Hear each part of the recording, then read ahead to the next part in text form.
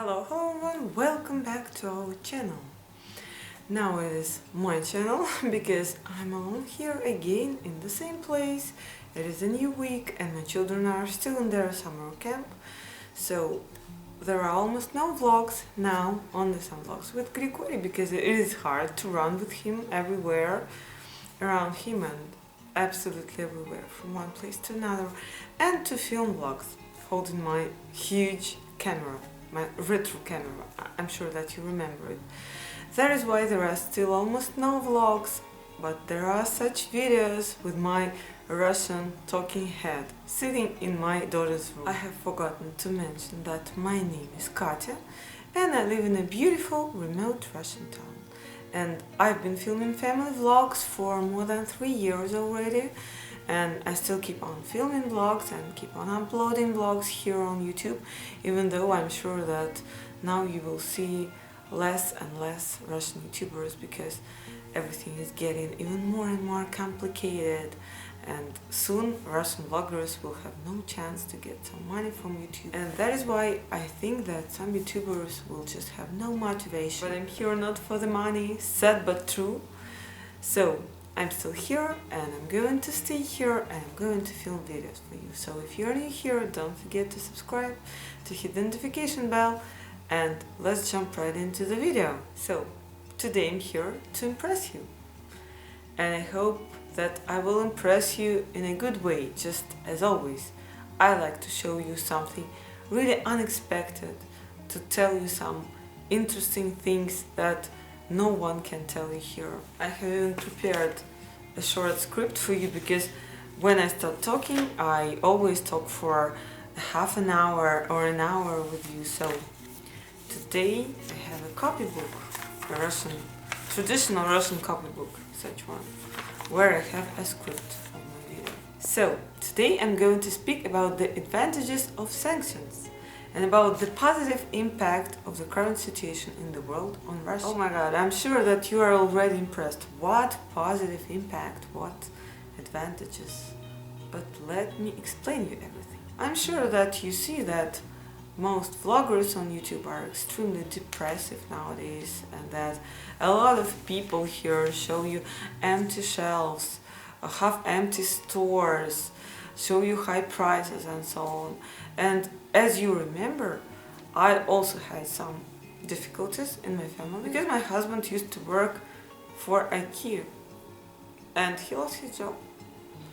But I do not think that it is something unbearable for an ordinary person, especially for a father of 3, because such a person should be extremely adaptive and should just run and find something else and do something, not sit and cry, not complain or something like this, just go and do. And he really did. I still keep on getting comments that I'm a Russian propagandist, that I work for Kremlin, for Putin and for the government, and I wonder where is my money. I'm still sitting here waiting for the money. Where is the money? I can leave you my bank account somewhere here. Please, the Russian government, send me money. I really need it. But that's just my life, just the community where I live, just the town where I live, my little world. And I don't want to tell you lies. I don't want to cry here, to say that, oh, we're poor Russians, we're starving, dying and so on. There is absolutely nothing happening to us that we can't survive. And maybe I will speak about it in another vlog, but not now, because now I'm going to represent you just a short list of advantages that I see. And let's start from the first. The first is the rising of the level of patriotism. I like it very much. You know that my elder children are the students of a local sports school, and they are very patriotic, just like all the athletes here. I'm sure that like all the athletes in each country in this world, athletes are patriots, and at each competition they start everything by raising the flag and by listening to the hymn of the Russian Federation, singing this hymn, and the children learn to stand looking at this flag and singing the hymn. and they dream that one day they will have a chance to represent their country, to be this, not the symbol of their country, but to be a person who is associated with this country. This person is just like a small copy of all the people in this country, of this country. And that is why they are patriots, and it can be another way. But Russians, I think that they have almost never been patriots after the collapse of the Soviet Union. The Soviet people were extremely patriotic, and it was normal for them to go to different rallies from their universities on the 1st of May, for example, on the 9th of May, and so on. It was normal for them to carry the flags, to smile, for photos, and it was okay. But unfortunately, modern people are extremely lazy, and they are always sure that the government must do everything for them, that the society must do everything for them, everyone must do everything for them, but they shouldn't do anything for the rest of the world. It's their rule of life. And when I see people doing something, for example, like at the Russia Day, doing something from the bottom of their heart because they just want it, or because they are just very active, just like the students who carried the flag. When I see such people, I'm happy to see such people, but the rest of the society is sure that they were paid, or they were forced, or they were told to go there and do this, otherwise they could be punished, they could get something bad, and so on. It is weird, because I know when I was a student, I used to know so many active people with a very active lifestyle. Such people, you know, who like to be the first ones absolutely everywhere, and who like to take part in different activities, and so on.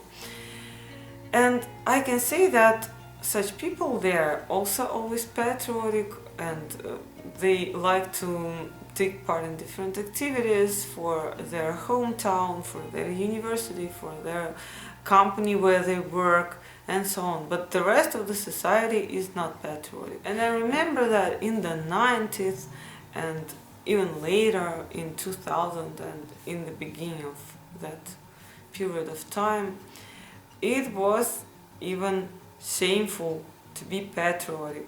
It was a shame to like everything Russian, to be proud of everything Russian, to be a fan of Russia and everything here. And I remember that feeling because it was the time when I grew up, and I remember how people were happy when they had some clothes from abroad, when they had some music discs, when they could watch movies from abroad, when they could listen to the music from abroad, when they could eat McDonald's, and when they could feel that they could touch that Western culture, that they could consume a small tiny piece of that Western world, Western freedom, Western culture. They were so happy. And of course, there was no such attitude towards Russian culture and Russian life. And if someone could say that one was a patriot, everyone around could get shocked. A patriot? Who is this? And nowadays a lot of people still feel the same. And some time ago, the government offered to start each school day with the hymn of the Russian Federation, and to raise the flag, and so on. And a lot of parents were also shocked. They didn't understand it, and they said that, what do you want from our children? Do you want to make them brainwashed? Why should they do this?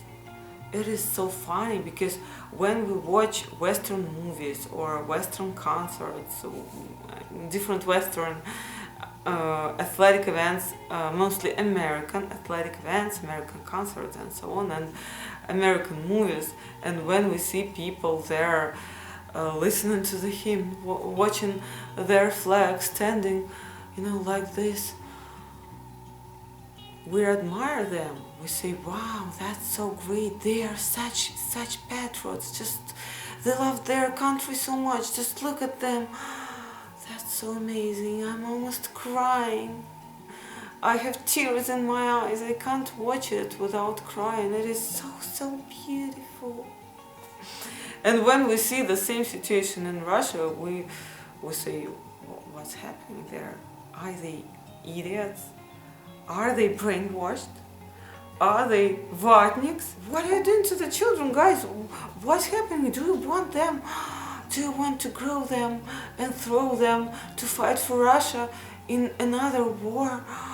Do you want them to be the fans of Solovyov? Do you want them to vote for Putin forever? Do you want them to be crazy without brains in their heads? Oh my God, well, what are you doing? I do not want my kid to be like this. It is so weird. I do not understand these people. What's happening to them? What is inside their heads? Are they crazy? Why do they treat the same in other country normal and not even normal but great, and feel this here? And of course I know that a lot of people in Russia are sure that America is heaven on earth, that everything is perfect there, that there is no poverty there is no corruption, no bad people, everyone is just walking and smiling at you. Even though I can say that I do not want to offend you, but I personally hate this style of living. I do not want everyone to smile at me. I want only the people who really like me be smiling at me, and I do not want the rest of people trying to be extremely polite with me and to make me feel that they like me when they may not like me. In Russia, when someone smiles at you and when someone is trying to talk to you, it is not a so-called small talk. This means that this person really wants to know something, wants to ask you about your life, and that this person really likes you.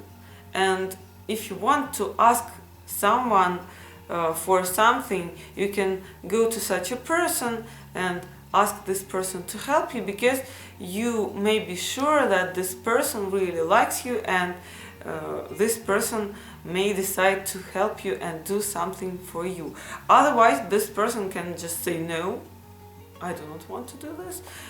Maybe sometimes even in a bit rude way, but still it's much better than when a person is smiling at you and saying, yes, okay. And then you feel like you are such a total idiot, because you were sure that this person liked you and that this person really wanted to help you, or that you could rely on that person in some way. But then you get nothing, and you feel that you were wrong, you feel that you were an idiot, that you decided to ask for help for something like this. And you understand that everything is not the way it looks like. So I hate this style of communication. If you dislike me, you should better go and write me a hateful comment. I will like it much better. Or you may just do nothing, you may not write a hateful comment, you may write nothing, you may unsubscribe, go away and just leave me alone, but you shouldn't keep on smiling at me. Here in Russia, you smile only when you want to smile. And the rest of the situations, you may walk with your angry face. This is my angry face, and I always walk with such a face. It is not because I'm angry or because I hate everyone. This walking with such a face is my hobby. We Russians, we are not extremely polite, but at least we are extremely sincere. And we always understand what is happening around us. We have no difficulties in social communication. So let's finally return back to our topic. I do not understand why we can't be patriots here. What is wrong with this? Because here in Russia we have such a good phrase, «Свято место пусто не бывает». This means that a good place can never stay empty. if there is some emptiness, something will come and get onto the place of this emptiness. And this is really what will happen to our children, to the new generation of Russians. Anyway, patriotism, I think it is good, because it is good to love the country where you live. It's good to love the place where you live. There is nothing bad about it. It doesn't mean that you should hate someone. It doesn't mean that you should do something bad. It doesn't mean that you should be against the Western world and hate everyone and say that Russia is number one, we're going to rule the world. It doesn't mean that you are not allowed to go and live somewhere abroad or something like this. I think it's just a good quality of a person. And frankly speaking, to me, to a parent of athletes, it is absolutely normal. I do not see anything bad in this. We have almost forgotten about patriotism in our country, and we had such a bad attitude to it, and now everything is changing, and this is definitely the change for the better, and we need it, and I like it, and we here like it, and I think that it's fantastic. The second point, I like the sense of unity that we have now, because as I've already told you 1,000,000 times, Russia is a super multinational country, and we're extremely different here. It was funny for me to read that some of my viewers wrote me that some students at Russia Day who were carrying the flag, they looked like Chinese. First of all, there are a lot of Chinese students here, and they are really Chinese, but at the same time we have a lot of nations in Russia who have Asian appearance, who may look like Chinese or maybe just like Korean people, like Japanese and so on. And we even have Korean people, by the way, living in Russia. They are a small group of people living here, and they are also Russian, even though they are Korean at the same time. There are a lot of nations, different nations here. They are different, they have different appearance, they have different traditions, customs, different costumes, different religions, and we all live here. We are all Russians. If you remember the song of a girl who participated in the previous Eurovision contest, Manizha, she had a song about a Russian woman, and it was interesting because her appearance didn't seem extremely Russian. It is very funny that sometimes people abroad imagine Russians like typical Slavs, but Russia is not associated with Slavs at all. Only some part of Russia consists of Slavs, Slavic people, and the rest of Russia consists of hundreds of other nations with totally different, not Slavic appearance.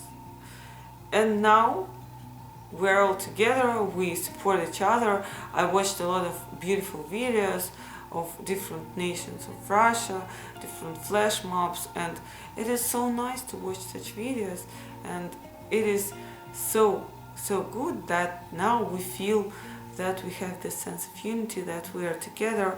And it is said that to feel this amazing feeling, you always need to have an outer enemy. It is very bad, but at the same time, this reminds us about important things in our society, and we have a chance to remember about them. Because, for example, when I was a student, when I was in my early 20s, there were a lot of skinheads here, a lot of nationalists, and skinheads and nationalists and such radical football fans, they were one big subculture, and they had a lot of concerts, events, a lot of places where they could communicate and share their opinions. And I didn't think about this when I was younger, and there were a lot of different subcultures, different metalheads, goths, emo, and so on, and skinheads were really one of that subcultures, and everything was okay for most people. I remember even some really popular nationalists like Tisak. I'm sure that you do not understand who this guy is, but it was a very famous guy. He was even a famous YouTuber. And it was absolutely okay. But now I can say that we have absolutely no such subcultures. We teach our children that we live in a multinational country and that no matter what skin color a person has, no matter what appearance a person has, this person is also Russian, this is an amazing person, you are brothers, sisters and so on, and you should be together, you live in one huge strong country. Point number 3, we are getting off over consumption, and this is our way to minimalism. Some people may laugh at this point because they can say that soon you will have no foreign goods in Russia and you will die without different Western technologies and different things from America and from Europe.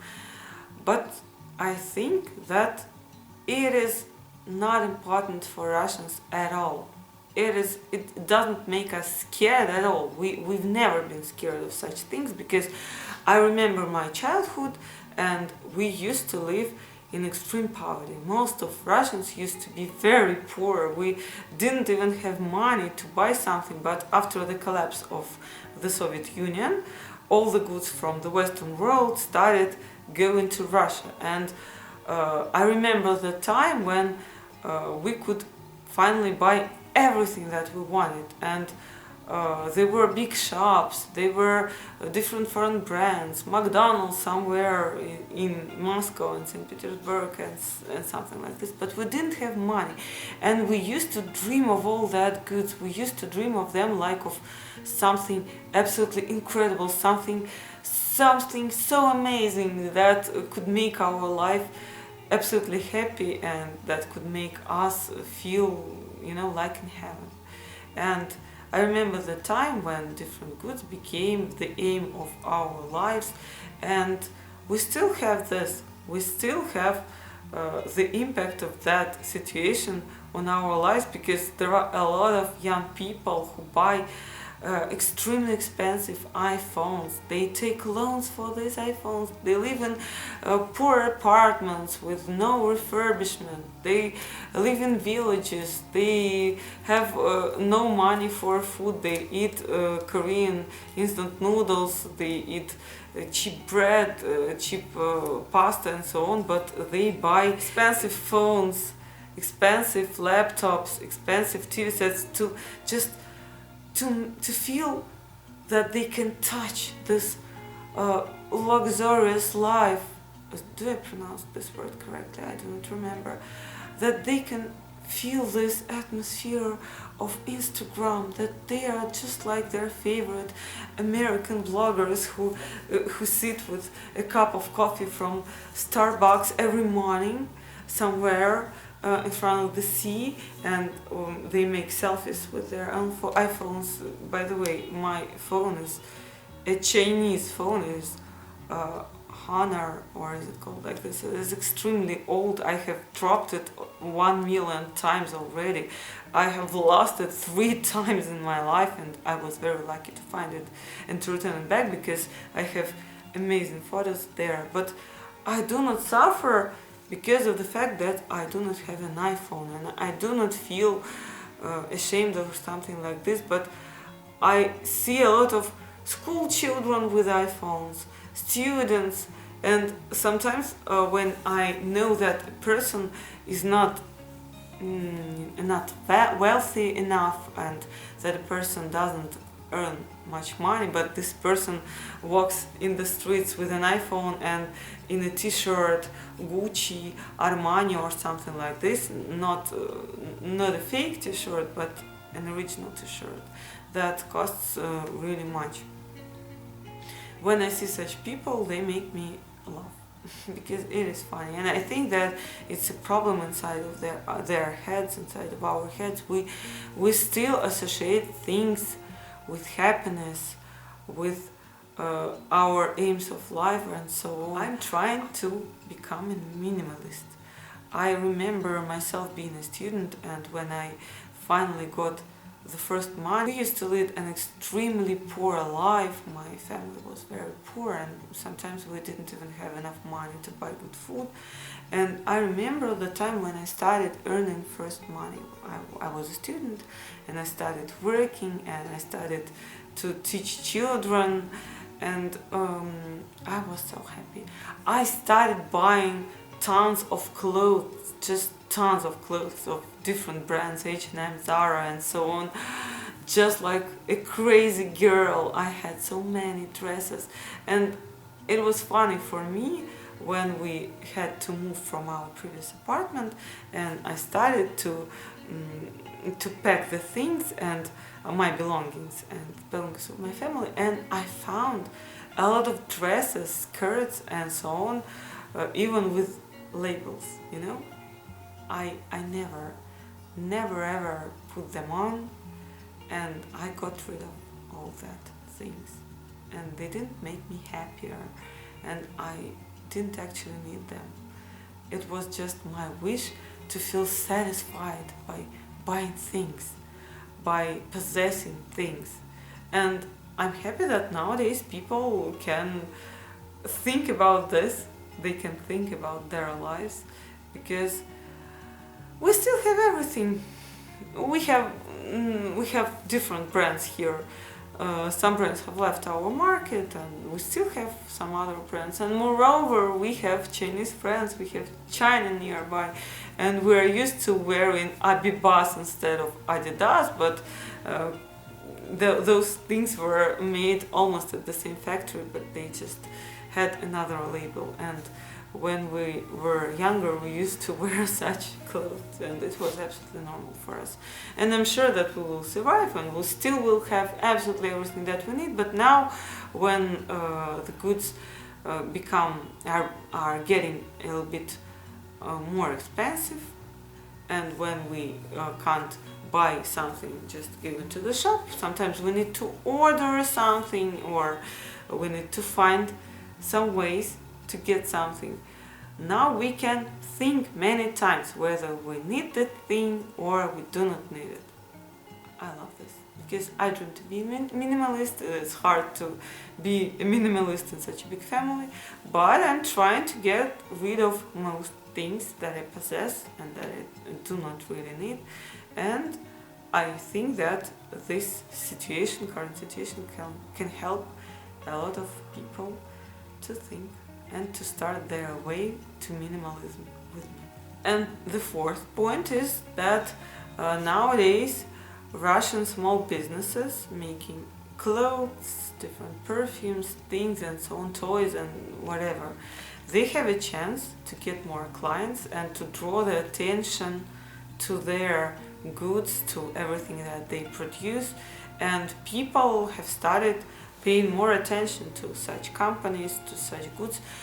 Their goods used to be more expensive than the goods that we could buy in different huge malls. But now, when you can choose and order something that is created for you personally, or that something that is unique, something that you really like, or you should go to a huge mall and search for something for hours and still be not satisfied, and you need to pay the same sum of money for that thing, you can better choose a unique thing from a small entrepreneur who works here and who makes this society better. Number 5, you will be surprised to hear this, because I'm sure that you constantly hear the different opinions. But now we have an incredible freedom of speech here in Russia. If you are not a top blogger, a politician, or a journalist who works for the governmental media or something like this, who works on the main TV channels, if you are not trying to make people, a huge amount of people, do something, you can tell whatever you want. And there are a lot of families, a lot of colleagues who are constantly arguing about the situation between Russia and Ukraine, about the situation between Russia and the Western world, and so on. People speak about this all the time, and they they can say whatever they want, and I can say whatever I want. And I've already told you that you are not going to be arrested if you say a war instead of a special military operation. Nobody cares. And it is funny that all those people who were arrested, who were not journalists, I mean, ordinary people who were arrested in the streets, they were just taken to the police offices. They got a fine at about 5,000 rubles, and now 5,000 rubles is almost $100. And they went home, and nothing happened to them, absolutely nothing. And some creative people, I know such people, even tried to fight with police officers to get hit by them, and then to have a chance to go to another country to say that I was under attack in Russia because of my unpopular opinion. And the same situation was in Moscow when there were rallies dedicated to the support of Alexei Navalny. And there are a lot of such videos on YouTube. You can easily find them where young men just run and hit the officers. They start fighting with these officers, and then they get something back, and then they start crying, oh my god, I was hit by an officer, I need to go to Europe, I need to become a refugee. And a lot of people really got to Europe as refugees because of such stupid things. It is funny. You can speak out, you can tell whatever you want, you can discuss everything with your friends, family, colleagues, everyone, absolutely everyone. You are not going to be cancelled. You are not going to be fired. Some people say no to the war. The rest of people say we are right, the truth is on our side. We are going to show the whole world that it is like this, and so on. And some people have letters Z on their cars and on their homes, and other people have Ukrainian flags on their cars, on their homes, on their clothes, and so on their bags. And it is okay. You can say whatever you want. And I always love when people say that there is no freedom of speech in Russia, but at the same time there is freedom of speech in Europe, in the USA, and so on. What freedom of speech? There is always no freedom of speech when you are trying to express the unpopular opinion. Just try to do it. Just try to say something that is not supported by the government, that is not supported by the ideology of this community, of this society, and so on. There is no such a thing like freedom of speech. It is funny. I think that people who say this, they are too young and naive, or maybe they are just idiots. And I'm happy that nowadays people here in Russia, they are not scared to speak, to express their opinion. Now everyone can say whatever wants, just once. And people can even argue and maybe sometimes even fight, but still everyone has a right to speak out and to have this opinion. And actually the rest of people do not care. We all have different opinions, and nowadays we even try not to argue, not to speak about politics, not to speak about the situation between Russia and Ukraine, not to speak about everything happening about the United States of America, about Europe, and so on, just because we do not want to argue and we don't want to spoil our relationships. But at the same time, we all have different opinions, and we live together, and we express these opinions. Oh my god, if you just go to the Russian social media, you will be impressed. People arguing in comments, people writing their opinions on their pages, and everyone sees this and no one cares, and then people start arguing and so on. Oh my god. But still, I like that now we can have any opinion that we want, and we are not going to be punished for this. Now we are cleaning up our social media space and our online space and everything like this, because you know that Now Instagram is banned in Russia, Facebook is banned in Russia. I never liked Facebook. I do not know how to use it. It's not comfortable for me. And Twitter is banned, and nowadays we can see only contact and so on. And that's good actually, because a lot of people here are totally addicted to Instagram. And they're constantly sitting with their phones like this and scrolling, and watching their favorite bloggers, and this makes them look just like zombies, because they have no real life and they spend too much time on internet.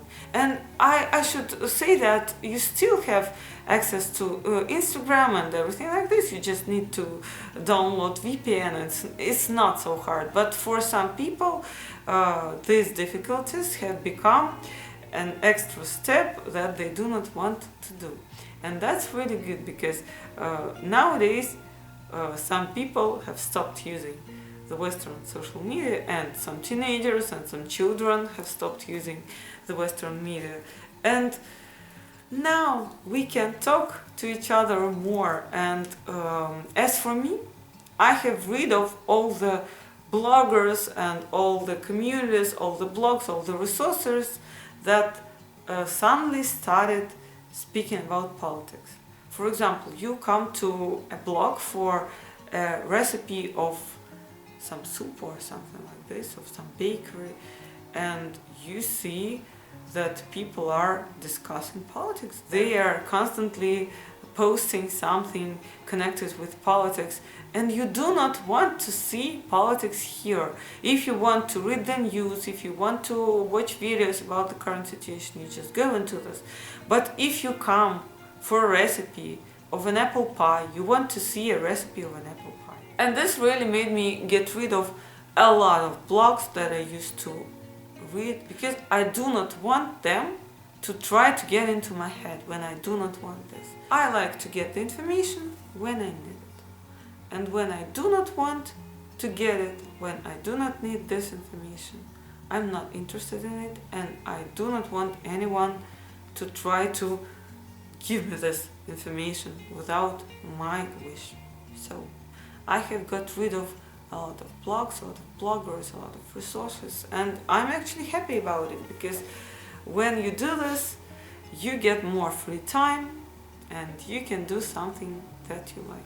And I think that it's actually the last advantage of these sanctions, because nowadays we are turning our attention from the Western world to our Russian inner world, to our Russian vloggers, bloggers, platforms, businesses, clothes, brands, and so on. And that's really great. It can become a new step of the development of our Russian society. And I think that it is all for today, because I didn't want this video to be long, but I've already told you so much, and I can see that my camera is already running out of charge. But it was very nice for me, and it was very enjoyable for me to communicate with you today. And I hope that you liked my unusual, unexpected video. I hope that you can agree with me, or maybe disagree. I still like this. You can write me in comments everything that you want. And thank you very much for watching. Don't forget to subscribe if you are new here, and if you still want to watch my Russian videos. Love you, my dearest friends. Greetings from Russia, greetings from Volgograd. See you very soon back on this channel. From Russia with love.